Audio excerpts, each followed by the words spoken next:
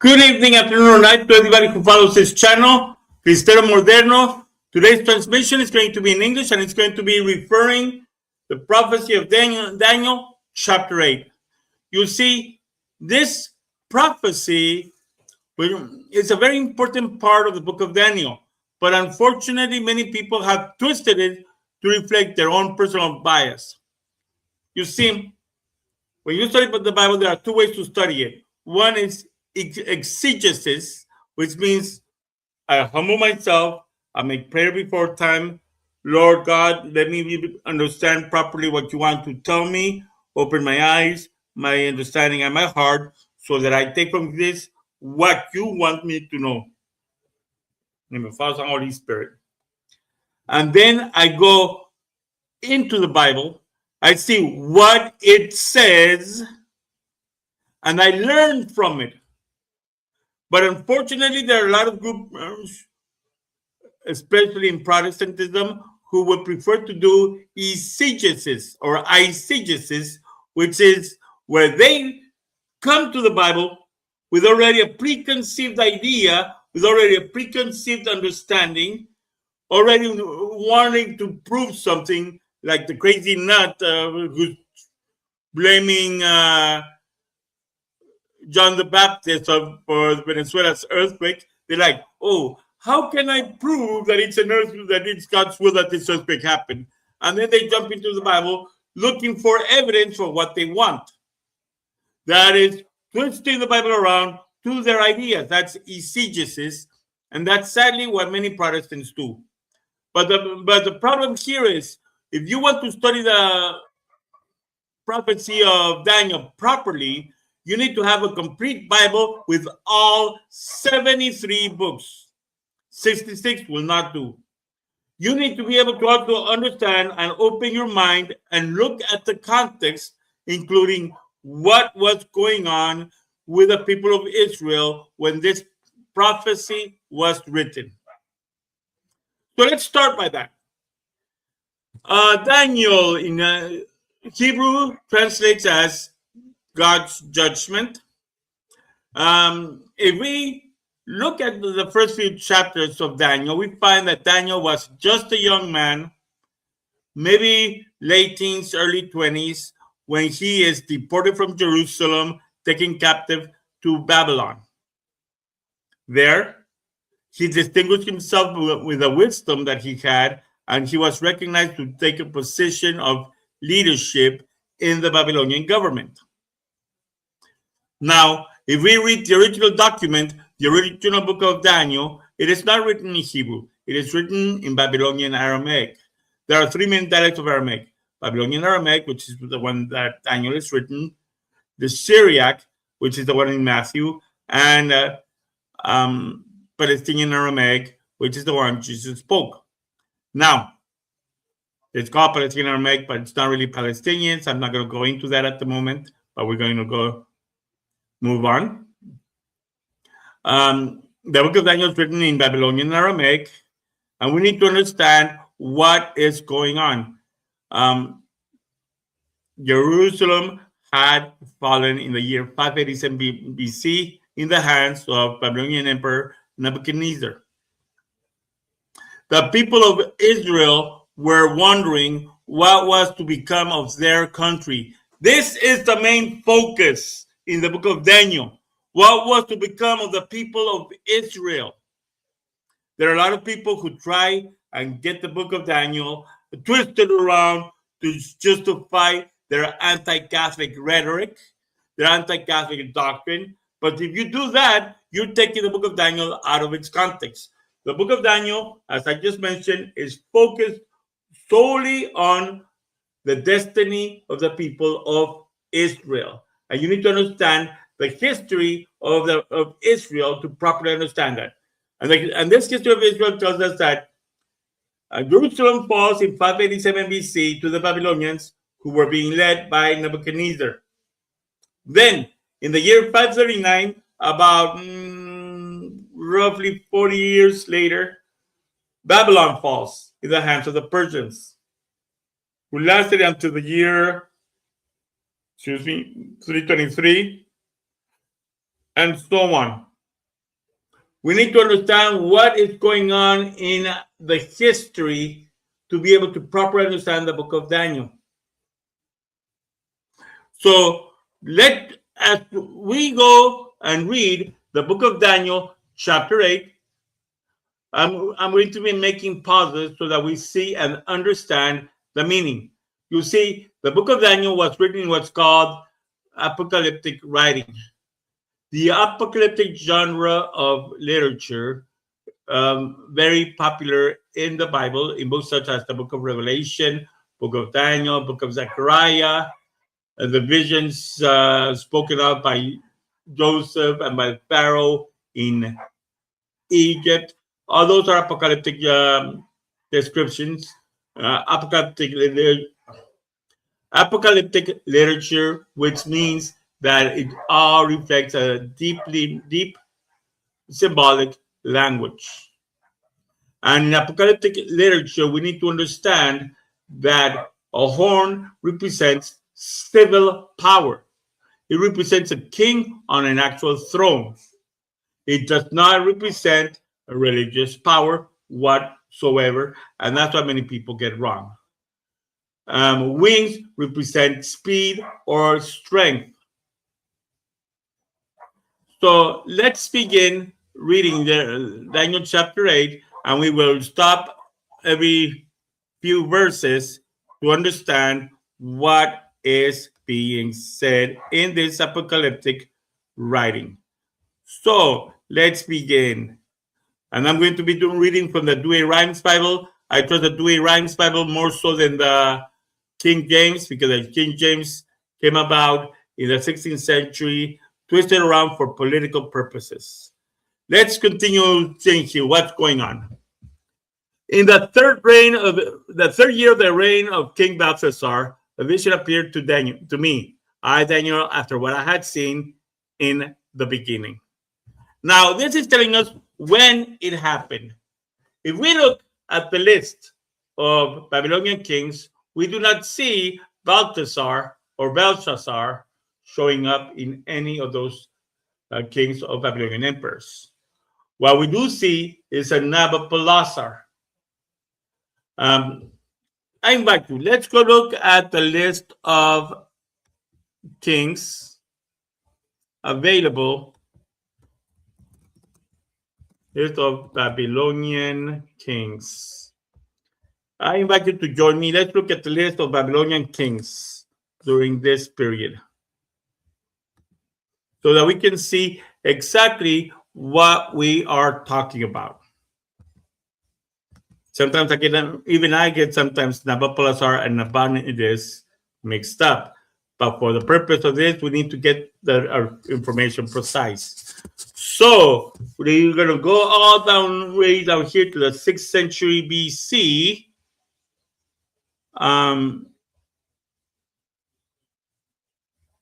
Right over here, the 10th dynasty of Babylon.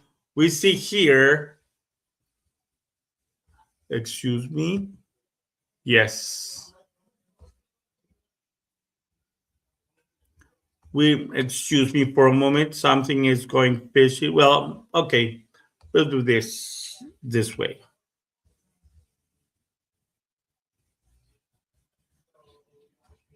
Excuse me, I'm having a little issue here with a little electronic issue here.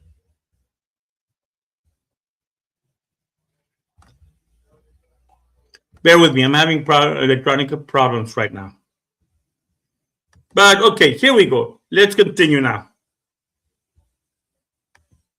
We see Nabopolassar was Nebuchadnezzar's father. Nebuchadnezzar has a kid called Amel-Marduk. Then comes Nebuchadnezzar, and then Nabashi-Marduk.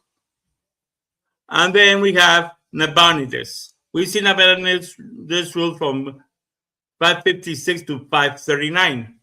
But as we research the life of Nabonidus, we find out that Nabonidus was very devout to his pagan god, and he would go on pilgrimages that would run 7 years. So, seeing that the number is kind of backwards BC, we go to 539 Go back 7 years, we go into 546. Then count again 3 years from that, it is 543. So we see that this vision, that the book of Daniel chapter 8 was written around the year 543 BC. What is going on at that time? Nabonidus rules the throne, but since Nabonidus went on a pilgrimage, he leaves it all in the hands of his son, Balthasar. And then during this time, when Balthasar was ruling the country, and we're at the year, 530, let's see, 539 plus 7, 546 minus 3, 543. We see that in the year 543 BC, Daniel has a vision. Keep in mind what's going on right now. Keep in mind it is the people of Israel being ruled by the last king of the Babylonian Empire, or by his region, so we could say. And during this time, you see, you can even say here, starting up Nebuchadnezzar, usurped the throne, co-rulers, Nebuchadnezzar, and Belshazzar, you see? So now we're seeing here, there is something about to happen. And keep in mind, what is the context here? We have the last king of Babylon ruling. That is a key part to the proper understanding of what is going to happen here. Now, let's go back to our reading.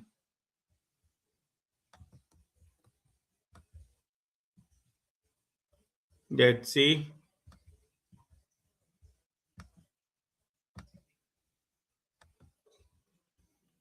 And we're going to continue reading here, and it says,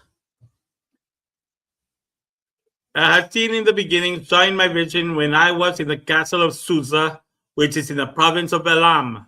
Elam is now what is southwestern Iran, right along the coast of the Persian Sea. And I saw the vision that I was over the gates of Ulai. Ulai was a very powerful river that ran into the Persian Gulf. And I lifted up my eyes and saw, and behold, a ram stood before the water, having 2 high horns, one higher than the other, and growing up. Now we see a ram. That a ram is a symbol of a heathen group. It's not a sheep. It's a ram. It has horns. It is representing a pagan group. But it's talking about 2 rams with different lengths. That means it is 2 kingdoms. Remember, the horn represents a political power, not a religious power. And since it does not represent a religious power, it is false to claim it would be a pope or anything like that. There is no way you can justify identifying a horn with a pope, because a pope is a religious power, not necessarily a political one. And the horn represents exclusively a political horn, political power, politics, not religion. Now we see that it talks that this goat has 2 horns, a small one and a big one. It is telling us that this ruler is a pagan ruler who controls 2 countries, 2 kingdoms. We find in history that just about this time is a time when Cyrus the Great comes into power in the kingdom of Persia. And he also ruled the kingdom of the Medes. So Cyrus controlled the kingdom of Persia and the kingdom of Media. Which of these 2 was more popular? The kingdom of Persia. That's why the 2 horns, the smaller horn being Media and the larger horn being Persia. This king rules 2 countries, but each country has a different amount of influence upon its king. Afterward, I saw the ram pushing with its horns against the west, against the north, and against the south, and no beast could withstand him, nor be delivered out of his hands. And he did according to his own will and became great. Now, if we look at the Persian Empire, it started in Persia, modern day Iran. It says it started going first against the west. The first it started with Media. Media had been a vassal or a servant of Persia, but Media decides to rebel against Persia and conquers Persia. Media not only gets its own independence, but it also conquers its own previous masters, Persia.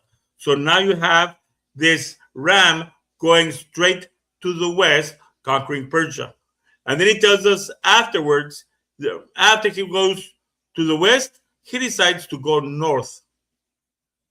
Right north of the Persian Empire was the kingdom of Arphaxad, which happened to be an ally of both Babylon and Persia. And sure enough, Cyrus has a king of Arphaxad, also known Lydia, killed. Then he goes to the south. What is southwest of Persia? Southwest of Persia, you have Babylon. So he's telling us that in the direct order that he goes, destroys Persia, takes it over. Goes up, destroys Arphaxad, takes over that land too. Then goes south and goes into Babylon, and he conquers Babylon as well. And he continues telling us that he became great. Because Media was a very tiny kingdom. It started growing once Media not only liberated itself from Persia, but took over all of the Persian land. And then not only that, he went over and destroyed Arphaxad, taking over the land of the empire of Arphaxad. Then he goes down south and takes over the empire that was controlled by the Babylonian Empire, which by this time, the Babylonian Empire went up as far as the Holy Land. And the angel stood, and behold, the he-goat came from the west on the face of the whole earth, and he touched not the ground, and the he-goat had a notable horn between his eyes. Now we have another goat coming from the west, moving east. This is one of the reasons why I prefer the Douay Rhymes and not the King James. The King James here would talk about a unicorn. Could you believe that? No wonder we have so many atheist people today rejecting the Bible, because the King James Version started putting all sorts of fantasy creatures instead of giving us what it actually was. So now it's telling us about another goat, but this time the goat has only one horn. Not enough reason to call it a unicorn, obviously. But now this second goat is coming from the west. The first one with two horns was coming from the east. We now know that was Cyrus the Great. So therefore, that goat then becomes what we call the Persian Empire, which ruled the Middle East from the year 539 BC to the year 333 BC. What happened in 333? Well, here's what it's telling us now. The Persian Empire stretched all the way to the west as far as what is now Turkey. But right there, 333 BC, we have one very powerful ruler, Alexander the Great. Notice it says his feet are not touching the ground. That means he is flying. By telling us that this other goat flies, it's telling us that he is powerful and fast. He's coming from the west. And he's only one horn, not two. And so he's saying it's very notable, very noticeable. This horn was very large. This ruler from the west was a very powerful ruler. he conquered the Middle East very swiftly. He went up to the ram that had the horns, which I had seen standing before the gate, and he ran towards him in the force of his strength. In other words, Alexander the Great declares war on the Persian Empire and goes up against the Persian Empire with a vengeance.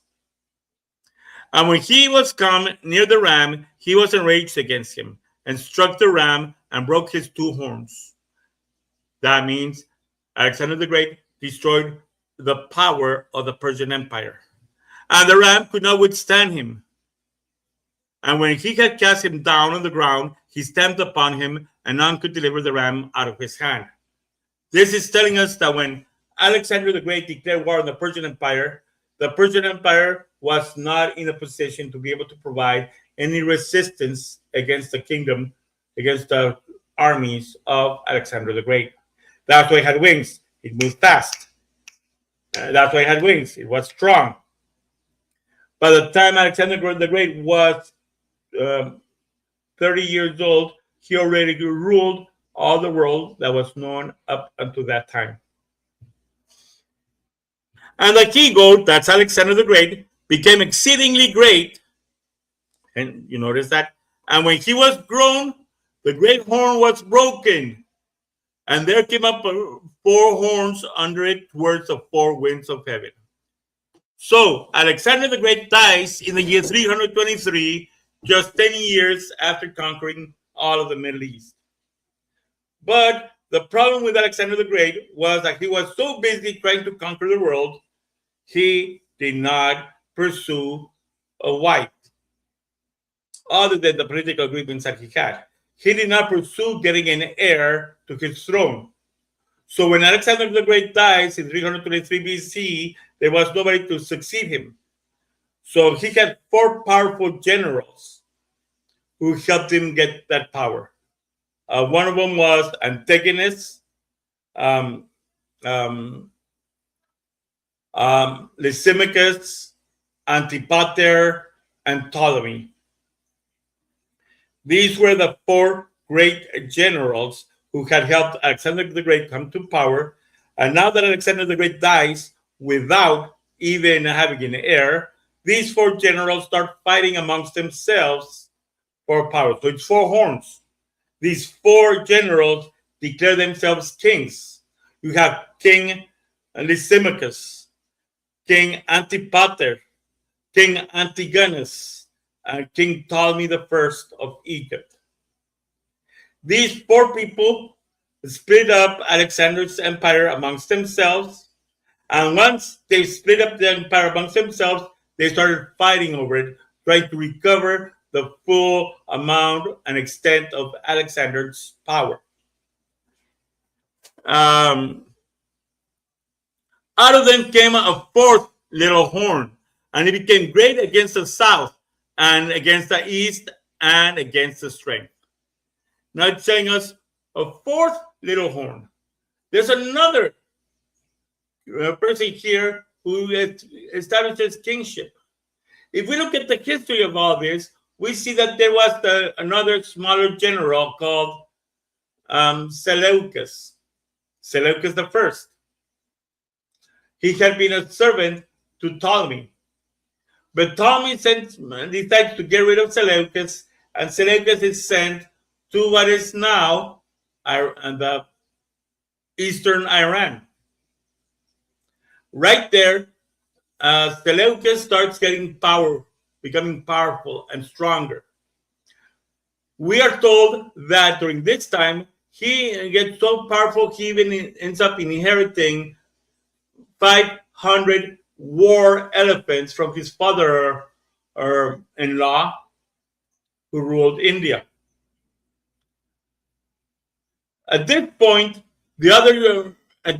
Antigonus had become too powerful. Lysimachus, Antipater, and Ptolemy were trying to get rid of Antigonus. So they come and ask Seleucus for help. Seleucus comes with the power of his war elephants. Antigonus's army and the army of his son. I forget. I think, if I'm not mistaken, it's starts with a D. Well, case being, with the influence of, with the power of those war elephants, he used part of them to fight the forces of Antigonus. And while Antigonus had left his son with his son's army on top of a mountain nearby, so whenever they ended up finding that they needed reinforcements, Dionysius was the son's name. Dionysius would come and invade and attack the armies in defense of his father. But this time, that strategy failed because Seleucus had put part of his army blocking the way from Dionysius, keeping Dionysius away from sending reinforcements to his father, Antigonus, and then Antigonus's army is destroyed. And Dionysius' army, seeing 300 war elephants in front of them, the other 200 were used in fighting Antigonus. These horses, not being used to confronting elephants, got some kind of a panic attack and just went crazy on their masters. That's what history tells us of these battles. So then we see that at this point now, and Seleucus takes over all the territory that was once controlled by Antigonus, which went from Asia, from eastern Iran, all the way to what is now Turkey. And Seleucus was by this time controlling what is now Iran, Pakistan, Kuwait, Saudi Arabia, Iraq, Azerbaijan, Armenia, Lebanon, Syria, Turkey, Jordan, and part of Israel. Let's continue to see what it tells us. That's what it tells us here. Let's see. The little horn went against the south. We see now that Seleucus is now becoming powerful. He goes down against the south, against Egypt. And okay. And it was magnified to the strength. And it was magnified. Okay, this is Seleucus.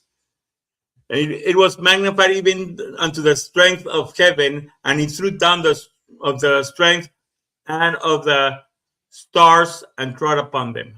So we now have that Seleucus's kingdom, the dynasty established by Seleucus the Great, that Seleucid dynasty ends up filling itself with arrogance. One of Seleucus's descendants, 150 years after the dynasty is established, we get Antiochus IV, who decided to call himself Epiphanes, which means God made man. Antiochus Epiphanes started proclaiming himself as God. That's what it says here. He goes up against the heavens. Antiochus Epiphanes declares the war on God by, number one, calling himself God. Number two, he decides to persecute the Jews, forcing them to become Gentiles. Yes, you heard me right. Antiochus Epiphanes, a descendant of Seleucus, starts persecuting the Jewish people. He starts killing people, killing Jews just for the sake of killing Jews. Anybody who refused to break the Mosaic law was killed. That's what it's telling us, the stars of heaven were thrown down. In the apocalyptic literature, whenever it talks about a star, if it's one star falling down, it's usually talking about Satan or about a very powerful person. But when it's talking about a lot of stars falling down, like right here, it's talking about many stars, it is referring to shedding the blood of innocent people. Right? In this case, we see Antiochus, it's telling us about Antiochus Epiphanes IV, who decided to murder people who refused to follow pagan rules. And by this time, every single attempt, by this time, the Temple of Jerusalem had already been rebuilt. And Antiochus Epiphanes wanted to put a pagan idol of himself in the Temple of Jerusalem, which was not allowed. When the Jewish people stood up in defense of their temple, they were massacred by the armies of Antiochus Epiphanes IV. And then was given him against a continual sacrifice because of sins, and truth shall be cast down on the ground, and he shall do and shall prosper. In other words, Antiochus Epiphanes was able to do a lot of harm to a point. And I heard one of the saints speaking, the saints here being the angels. Wait, not necessarily. For all those people who attack and condemn, for all those people who say there are no saints in heaven, we're talking about a vision that Daniel is having, looking into heaven and seeing all this battle going on. I heard one of the saints speaking, and one saint said to the other, "You have saints in heaven talking to each other." I know not to whom that was speaking. How long shall the vision be concerning the continual sacrifice and the sin of the desolation that is made, and the sanctuary and the strength of the be trodden underfoot? So you have two saints talking in heaven about how long will it be? When will the prophecies happen? When will Persia take over Babylon? When will Greece take over Persia? When would Alexander the Great come to power? And how long will that persecution of the Jews be taking place? And he said unto him, unto evening and morning 2,300 days, and the sanctuary shall be cleansed. The 2,300 days, that's other parts identified as a time, time and a time, 2 times, time and a half. In other words, an imperfect amount of time.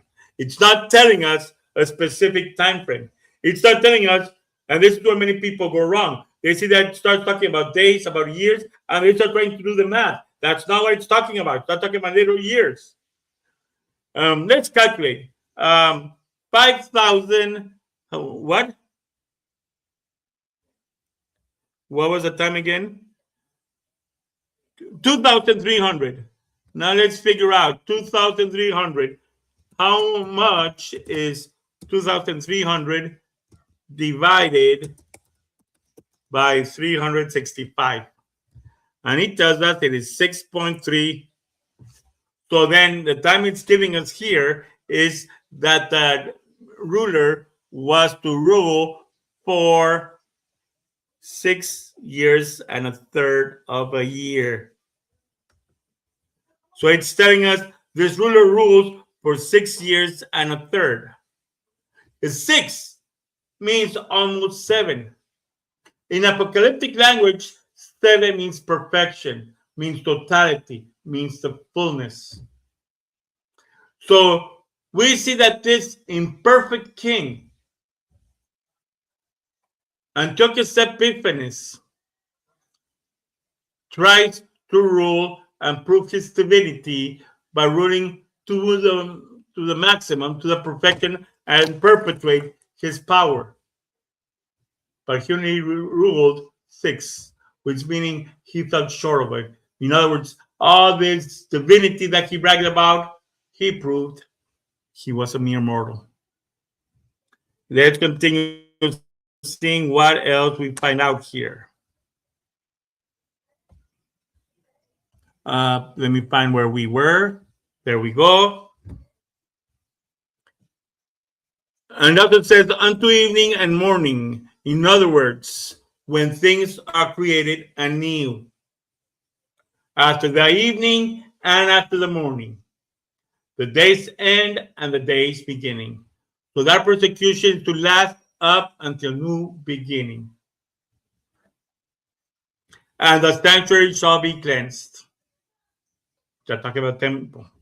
And it came to pass, when I, Daniel, saw the vision and saw the meaning, that behold, there stood before me, as it were, the appearance of a man. And I heard the voice of a man between Ulai, and he called and said, Gabriel, make this man understand the vision. And he came and stood near where I stood and where he was come. I fell on my face trembling, and he said to me, understand, O son of man, for in the time of the end, the vision shall be fulfilled. This is what many people get wrong. It says the time of the end. A lot of people think or assume it's talking about the end of the world. But wait a minute. Is it the end of the world? We just saw that one of the saints said, until night and day again. So is it until the end of the world? No. Until the end of that era. It's talking about the end, not the end of the planet. At the end of that era. That time was to come to an end. The time of the Persian Empire was to come to an end. Then there was going to be a new beginning. That's what I said, night and then a day. A night marking the end that you're talking about here. An end to the Persian Empire. An end to the persecution of Antiochus Epiphanes. And the new beginning. And here is the reason why Protestants cannot understand this text correctly. Because to be able to understand this correctly, you need to have the book of the Maccabees. Because first and second Maccabees explain what this morning is, what the new day is becoming. I want to say hi to Min Mentira Ramirez, who's watching us right now. Hi. Now, it's telling us that this thing will happen at the end of the time that was assigned for Antiochus Epiphanes and his twisted anti-religious policies. It's telling us that the time of Antiochus and the time of the persecution of the Jews was to reach an end, and then there was to be a new beginning. The vision shall be fulfilled. Verse 18. And when he spoke to me, I fell flat on the ground, and he touched me and set me upright. And he said to me, I will show you what things are to come to pass in the end. The end of what? He's telling us right here. The end of the malediction. The end of the curse. For the time has its end. The time, what time? The time of Antiochus Epiphanes. It's telling us Antiochus Epiphanes' time is limited. The time in which Antiochus Epiphanes will be committing his crimes is limited. The ram which you saw with horns is the king of the Medes and the Persians. Boom, as I told you. The Medes is one horn, the Persians the other horn. This was Cyrus the Great. And the he goat is a king of the Greeks, Alexander the Great. And the great horn that was between his eyes, the same is the first king, Alexander the Great. But whereas when that was broken, there arose up for it. 4 kings shall rise up of this nation, but not with his strength. Those are the 4 kings I told you. Ptolemy, Antigonus, Cassander, and Antipater. And after the reign, when iniquity shall be grown up, there shall arise a king of the shameless face and understanding dark sentences. This is Antiochus the 4th Epiphanes. And his power shall be strengthened, but not by his own force, and he shall lay things waste, and shall prosper and do more than can be believed. And he shall destroy the mighty and the people of the saints. Destroy the mighty refers to destroying those who taught, who lived by the word of God. And then destroying the people of the saints is talking about the shedding of innocent blood, the falling of the stars, as I stated earlier. According to his will and craft shall be successful in his hand, and his heart shall be puffed up. Hence he gets the name Antiochus Epiphanes, God made man, according to him.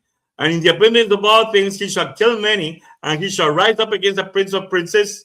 We today say against the King of kings. He would rise up against God himself, and shall be broken without hand.